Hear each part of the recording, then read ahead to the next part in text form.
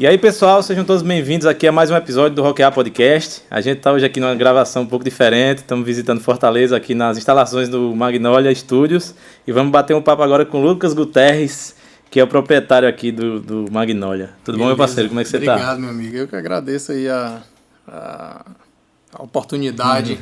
Espero que você não se arrependa. Nada, meu querido. Eu agradeço demais mesmo, velho. Vou te falar que um dos meus sonhos era vir aqui, cara, sem brincadeira. Que é isso. Que eu acho, assim, voltado pro rock e tal, é o principal estúdio aqui da gente, do nosso estado.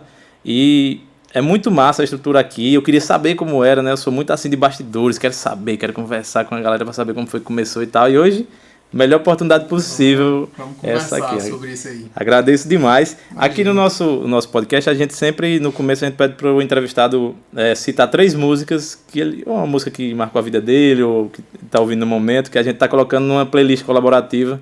Todo mundo tá montando aí. Eita, fala aí, 3 músicas. Tá acontecendo isso com todo mundo, cara. Quando eu falo, o cara parece que vem... Rapaz, se puder lembrar daqui até o final, lembrar de 3 é mais fácil. Porque eu lembrar agora 3, pode ser que eu seja injusto. Quer dizer depois? Melhor. Vamos eu conversando. Vou pensando aqui. Vamos conversando. Cara, eu tenho muita curiosidade como foi que começou a tua história com áudio, né? Com estúdio, assim e tal. Muito provavelmente você tocava já, né? Mas como é que tu foi saindo assim do play mesmo pra ir pros bastidores? Como é a tua história? Cara, assim? Quando eu tinha lá por volta dos meus, 19, 20 anos por aí, eu comecei a pensar em alguma maneira de aprofundar mais o meu conhecimento em música em geral, né? Não apenas como instrumentista, né? Eu sempre fui guitarrista, já tocava alguns outros instrumentos, porque eu comecei tocando piano e tal, mas assim, meu instrumento principal sempre foi guitarra. E eu comecei a pensar em alguma forma de, olha, se eu vou levar isso pro resto da minha vida, obviamente a profissão de música ela é muito incerta, é muito complicada, né? É sempre uma luta maior, aparentemente maior do que as outras e tal. E aí então eu vou tentar aprofundar meus conhecimentos em alguma área técnica da música, né?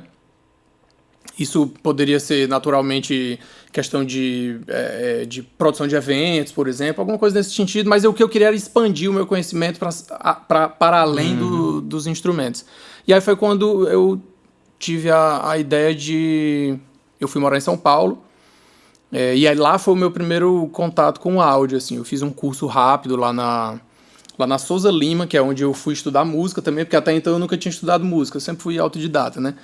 E aí eu me inscrevi para um curso lá de música e um curso de áudio separado numa escola que funcionava dentro da Souza Lima, lá em São Paulo. E aí foi quando eu tive o meu primeiro contato. Naquela época ainda não era alguma coisa de, olha, me apaixonei, assim, pelo áudio, ou aquelas histórias lindas, assim, que eu ouço muita gente contar, não, desde criança eu andava com uma fita cassete, eu adorava gravar, tudo que via pela frente. Não foi nada disso, foi uma coisa muito pragmática mesmo. Sei. De, eu quero expandir o meu conhecimento pensando mesmo na profissão, assim, no futuro, tal, em expandir as possibilidades de trabalho e tal.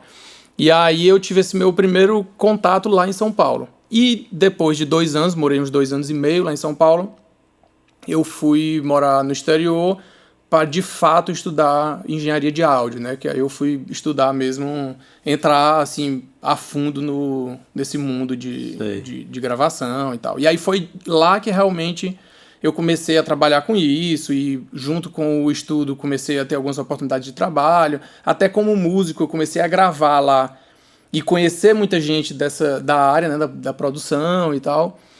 E aí foi quando eu, de fato, comecei. E voltei para o Brasil, para Fortaleza, já para abrir o estúdio. Entendi. Então foi uma coisa bem... uma decisão bem pragmática mesmo, de expandir o conhecimento e ver o que... Qual país tu foi estudar? Fui para os Estados Unidos. Estados Unidos, né? Engenharia de áudio. Em LA. Exato. Cara, eu imagino que deve ter sido um mundo, assim, né? Que explodiu na tua cabeça tanta coisa, assim. Demais. Quanto tempo tu passou lá estudando? 2 anos. O curso foi um pouco menos, mas eu fiquei ao todo lá quase 2 anos. E aí já voltei pra cá com a ideia de abrir o estúdio. Teve algum estúdio antes do Magnolia ou já veio? Não. Esse aqui é o primeiro, né? Esse aqui é o primeiro. O que aconteceu é que eu fui com o tempo mudando algumas coisas, aí era só uma sala, eu fiz outra sala, assim, mas Você adaptações... fez do zero ou já tinha essa sala aqui? Eu fiz do zero. Aqui era um terreno, você fez um estúdio. Era do zero e aí... Cara, que massa, velho. Não é à toa que ele é assim, né, cara? O cara entra aqui e parece que acabaram de construir, bicho, esse estúdio aqui. Eu costumo dizer, bicho, que é... E eu acho que as pessoas têm essa percepção, assim, pelo que me falam, assim, aqui é uma extensão da minha casa. Minha mulher fica puta, porque volta e meia eu pego um abajur, pego uma coisa lá de casa e trago pra cá. Mas é porque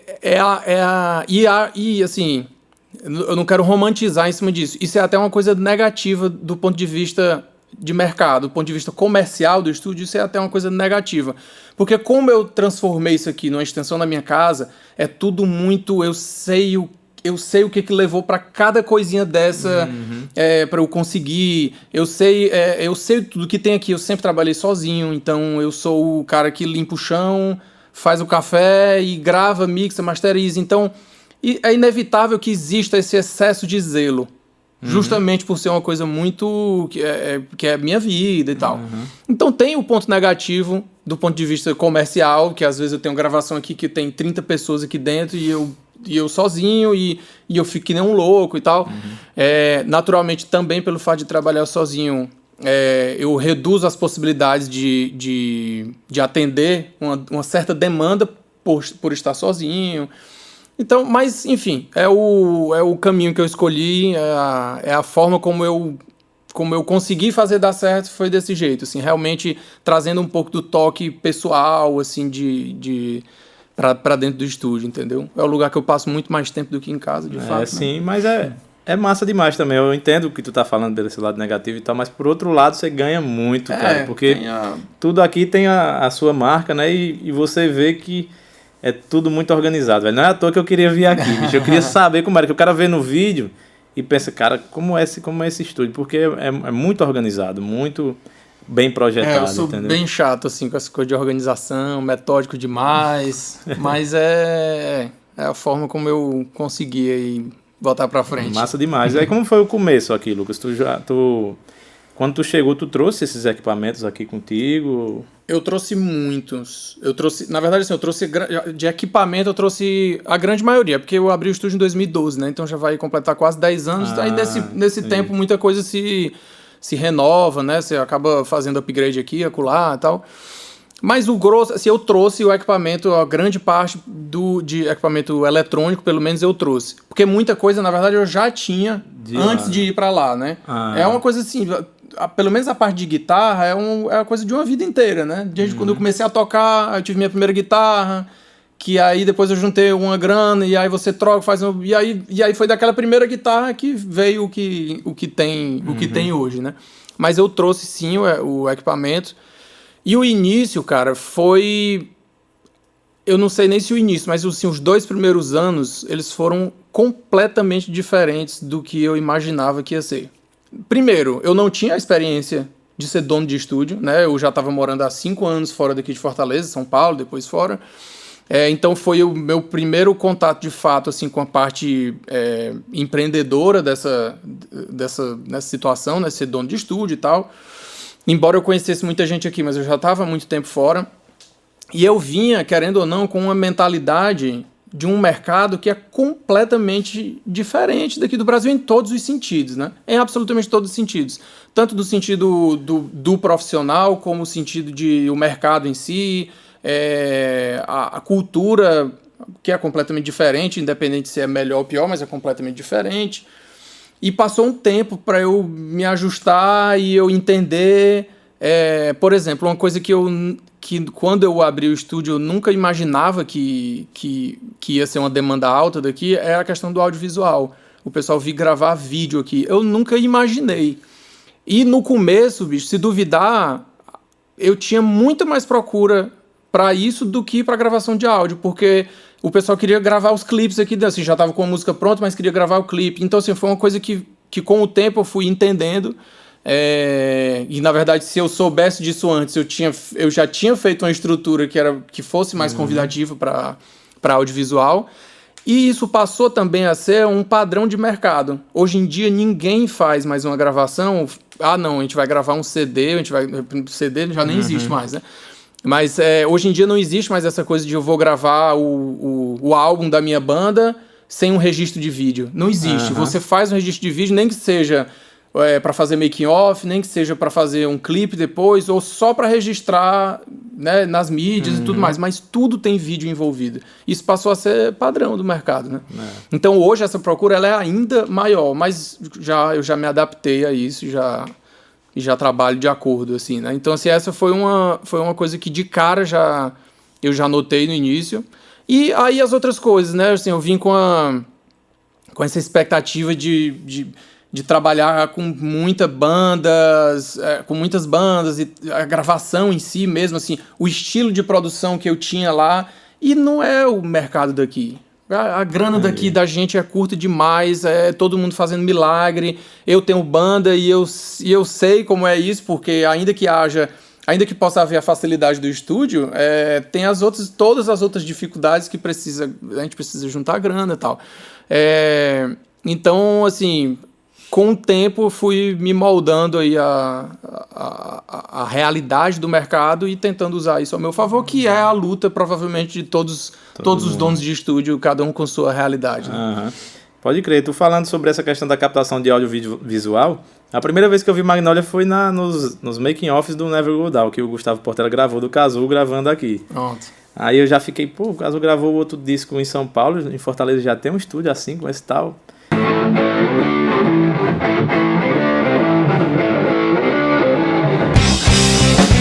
Nossa condição aqui tá igual a qualquer lugar top de qualquer lugar, tá muito boa. Tô muito, muito satisfeito com a repercussão do estúdio e com os artistas que eu tenho tido a oportunidade de gravar e os produtores que eu tenho tido a oportunidade de trabalhar em conjunto. O estúdio tem tudo que a gente precisa aí, né? Acho que a gente vai conseguir tirar um som bem legal. O Cazu gravou vários trabalhos dele, já gravou muita aqui. Coisa aqui. Ele, a Mad Monkeys.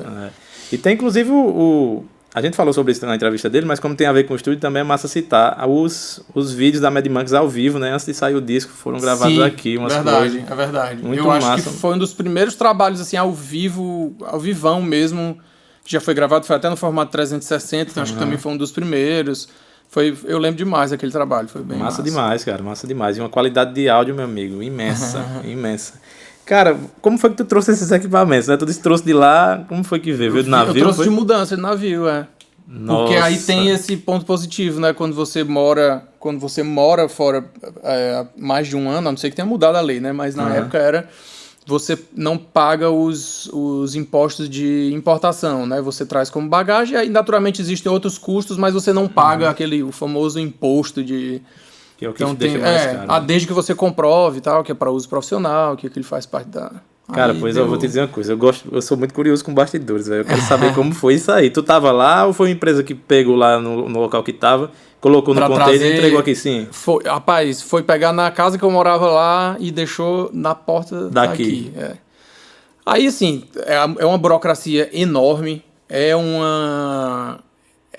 assim, uma papelada gigantesca, mas é aquilo, eu sou muito doente por organização e metódico, então isso levou muito tempo para mim, mas eu fiz tudo do jeito que mandava a lei, direitinho, não tive nenhum problema, mas foi exatamente isso, foram pegar, botaram tudo dentro de um container, lacraram o container na minha frente e abriram o container aqui na minha frente. Aí eu que tive que embalar tudo, né? Eu ia lá no porto buscar. Eu quero ver tirando aí. Foi tudo exatamente assim.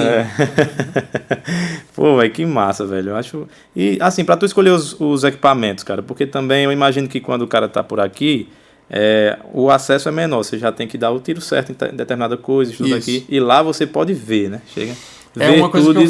Escolhe. É uma coisa que eu falo muito daqui, né? Essa grande dificuldade de acesso ao equipamento é uma coisa que eu acho que prejudica em tantos níveis que é difícil até falar. Mas esse é um grande benefício lá. Você tem o acesso a tudo sem necessariamente precisar comprar para testar, né? Você tem como fazer isso nas lojas e tudo mais. Toda essa parte de guitarra eu já tinha, né? Eventualmente, uma coisa ou outra, talvez eu tenha feito pensando mais estrategicamente assim, para o uso em estúdio. Mas toda a parte de gravação eu já tinha também assim, uma noção do que eu queria, porque eu já usava lá, né? Eu comprei para trazer, mas eu já conhecia assim, os equipamentos por já usar lá, né? Os tipos, os microfones específicos que eu queria e tal. Então, foi basicamente isso. A única coisa que eu tive que pensar mais, assim, e testar, e aí consultar alguns amigos e tudo mais, foi essa parte de conversor, a parte mais digital, digamos assim, dos equipamentos, né? Assim, da parte lá da central de controle, digamos assim. Porque quando eu vim, não era ainda aquele equipamento, né? Muita coisa mudou nesse caminho. Assim, o que de fato era, que ainda tem hoje, é toda essa parte de instrumento, né? Bateria, guitarra, amplificadores, essas coisas eu já tinha. A grande maioria que tem aqui eu já tenho há bastante tempo. Cara, isso aqui é um parque de diversões, velho. Não vou mentir, não. Eu nem sou guitarrista e quero tocar nessas paradas aí. E uso tão pouco, queria usar tão mais, porque não... Isso aqui é pra quem é porque eu sou doente, porque eu sou guitarrista. É uma coisa de uma vida inteira, né? Assim, eu tenho há muito tempo e tal, mas assim, se você for pensar no estúdio, a grande parte, assim, pelo menos 50%, 60% dos meus clientes são de forró. Guitarrista de forró nem amplificador usa, já pra começar. Então, assim, não precisaria ter nenhum. E quando é uma produção de rock mesmo, que aí que é o meu momento de se divertir, digamos assim, nem sempre há tempo disponível para passar tanto tempo explorando, né, timbre e tudo mais. Então a gente já vai mais focado assim no que precisa. Já vai em cima, né? No que tá precisando a música assim e tal. Mas é massa você conhecer, porque aí você vê a música e diz, ó, esse som aqui precisa disso e eu tenho muito. Esse equipamento aqui que faz isso. Entendeu? Isso ajuda muito, Demais. E quais são os teus xodós aí? O que é que tu mais gosta aqui do estúdio? Já me perguntaram. Não vem com essa de tudo, não. Vai falar aí. Já me perguntaram demais. Se eu tivesse mais difícil que as 3 músicas, é? Se eu tivesse num barranco, eu pulava. Eu não escolhia, eu pulava e deixava as coisas. Porque não tem como. É claro que, assim, existem as ferramentas que são mais... Quando eu tô num trabalho que eu preciso ser prático, né? Então já existem as ferramentas que eu já sei que vai dar certo para praticamente qualquer coisa. Esse Mesa Bug que está atrás de ti é um deles, assim, é um amplificador que eu uso, que eu sei que ele vai funcionar muito bem em praticamente tudo que eu vou gravar. As guitarras a mesma coisa, né? Tipo Strato, Tele, são aquelas ferramentas que você sabe que vai funcionar independente do estilo. Mas aí existem aqueles momentos que a gente tem a oportunidade de explorar mais, explorar os timbres e tal, aí você vai para as outras opções, É massa, velho. Massa mesmo, eu tô de cara aqui com tanta coisa. Principalmente porque, tipo, tu é guitarrista, mas tu já tem uma visão mais ampla, né? Já tem uma bateria massa, uns pratos, tudo se eu pudesse ter só guitarra aqui. Mas é exatamente isso, eu tenho que pensar em tudo, né? A tua visão, assim, por conta dessa vivência, tu já tá trabalhando desde de marcar o ensaio até o final da gravação, então tu manja de tudo aqui, né? Da pré-produção, dos timbres e tal, da gravação, da captação, da mixagem e tudo mais. Então, velho, esse trampo todo concentrado só numa pessoa, bicho, é difícil ter um cara que faça isso, viu? Acaba essa questão assim, de centralizar, de ser totalmente centralizado em mim, como eu te falei, né? Tem os pontos positivos e os negativos, né? Os positivos é que eu me envolvo completamente com o trabalho da pessoa, né? Tá tudo focado em mim, então assim, qualquer coisa que der errado, a culpa vai ser minha, mas também o que der certo também sou eu.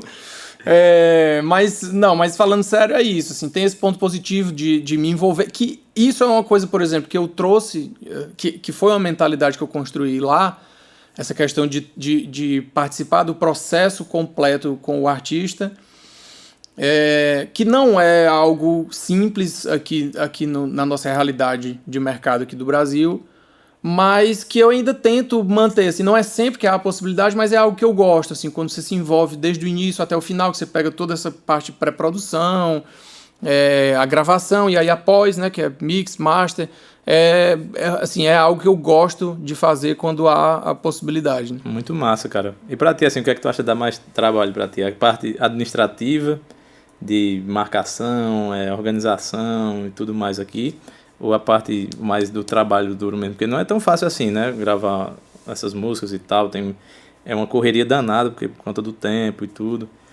O que é que te dá mais trabalho, assim? Cara, depende... O que dá mais trabalho vai depender muito de com quem eu tô trabalhando. né? Com o artista e com o projeto em questão. Tem artista que é muito seguro, é muito decidido, o cara sabe o que quer. Isso facilita demais o trabalho. Não é nem facilitar no sentido de vai ser mais fácil, mas é porque o trabalho ele encaixa melhor, né? Quando você tem alguém decidido no que quer, no sentido, até no sentido mais abstrato mesmo, da pessoa ser segura e dela ter segurança no que ela está fazendo, ela confia mais no que você está fazendo dessa forma e tudo mais.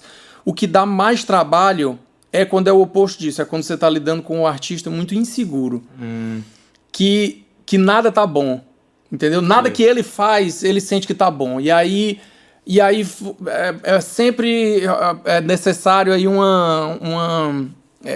até a parte mais psicológica, assim, da coisa, entendeu? Porque o cara fica muito inseguro do que tá fazendo, e aí ele vai gravar uma voz, por exemplo, aí grava, não tá bom, grava 10 vezes, não tá bom, aí beleza, gravei, ficou bom, aí chega amanhã, aí ele ouve, não, eu quero fazer de novo. Esse tipo de coisa. Então, se você lidar com artistas inseguros, que é muito comum, isso envolve um pouco mais de jogo de cintura, e é um pouco mais desafiador.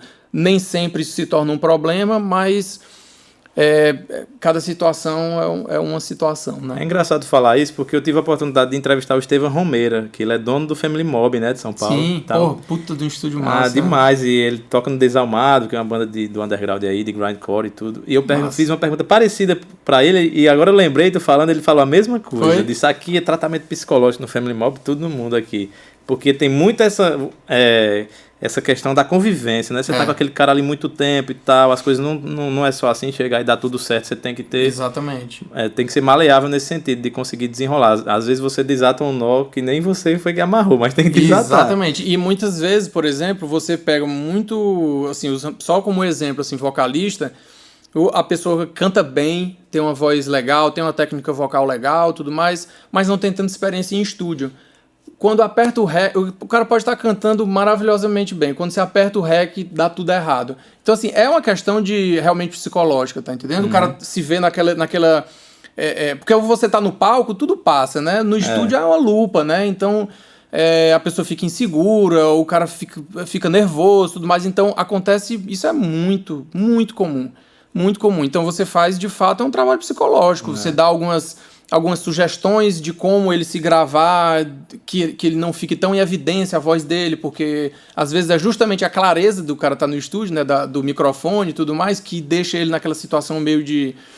E aí você vai conversando e dando sugestões e tentando deixar a pessoa à vontade. É muito comum você gravar jovens, assim, dia desse eu gravei um pessoal de uma escola aqui, uma apresentação, e aí os vocalistas eram os alunos da escola. E todos eles cantavam muito bem. Todos eles, cada um com sua característica, mas todos eles cantavam muito bem. Mas quando chegavam no microfone, a câmera ligada, aí esquece a letra e tudo mais. Então você vai lá, tá massa, fica tranquilo, vai dar certo, isso aqui é desse jeito mesmo, mas o som tá ficando muito massa, e aí você vai, e aí no final dá certo, né? Entendeu?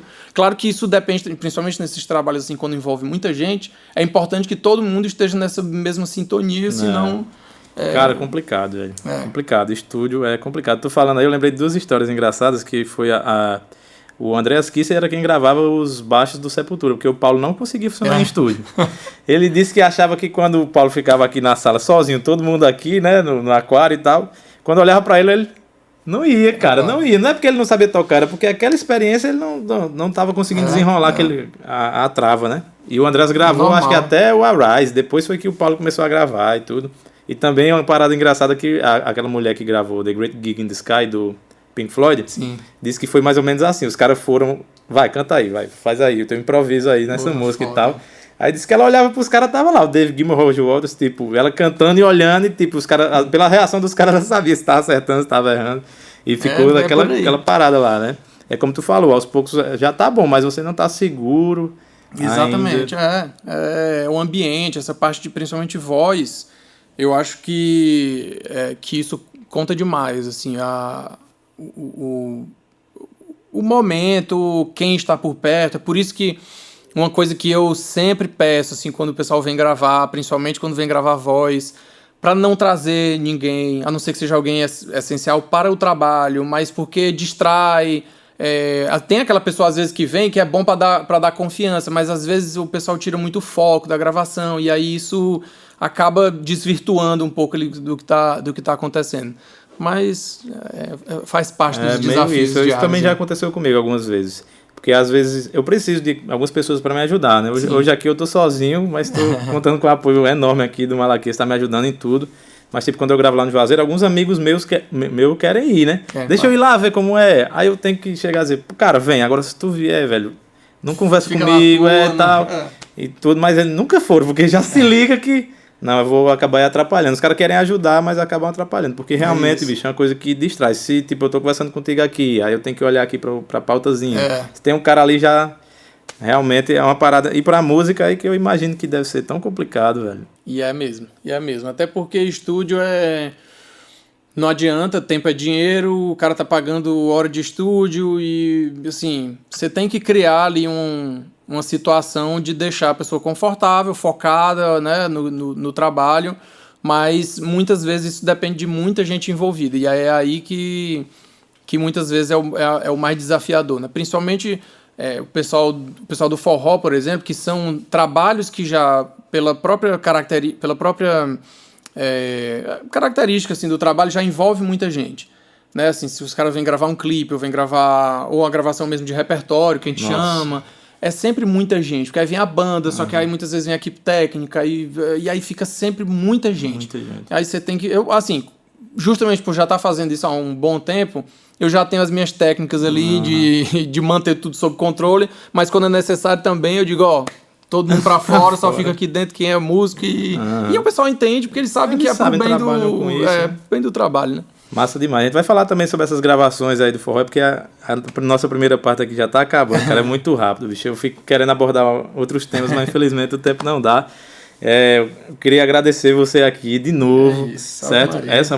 Essas conversas são longas, né, galera? Vocês já estão ligados, eu gosto de falar, mas vocês já estão ligados. Elas são longas, a gente tá dividindo em 2 vídeos de meia hora, e a nossa primeira meia hora aqui tá batendo já. Então semana que vem vai ter a segunda parte, que a gente vai falar muito sobre a fase atual do Magnolia, quem tá gravando aqui, a questão das lives e mais um monte de coisa, beleza? Então, antes de encerrar, eu tenho que mandar um abraço para os nossos patrocinadores, que sem eles a gente não conseguiria fazer esse esquema aqui, que são o Magnolia Produções, aqui na pessoa de Lucas, que está aqui na minha frente. Quero agradecer demais, velho. Como eu disse, para mim era um sonho mesmo vir aqui. Tá gravando aqui, para mim, já rompi a barreira do som.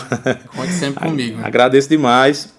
O Malaquias, da MLQS Filmes, está aqui dando uma força também. O nosso grande amigo Paulo Silas, da Geossolos. Jorge Vasconcelos, do Laboratório Labvita, de Iguatu. O nosso amigo Romeu Feitosa, do Motor Rock Café Racer, lá em Juazeiro do Norte. E também meu brother, Thales Figueiredo, que é odontólogo em Natal, da RF Odontologia lá. Tá ali, um abraço pra você, viu, velho? Valeu, pessoal. Um abraço aí pra vocês, até a semana que vem.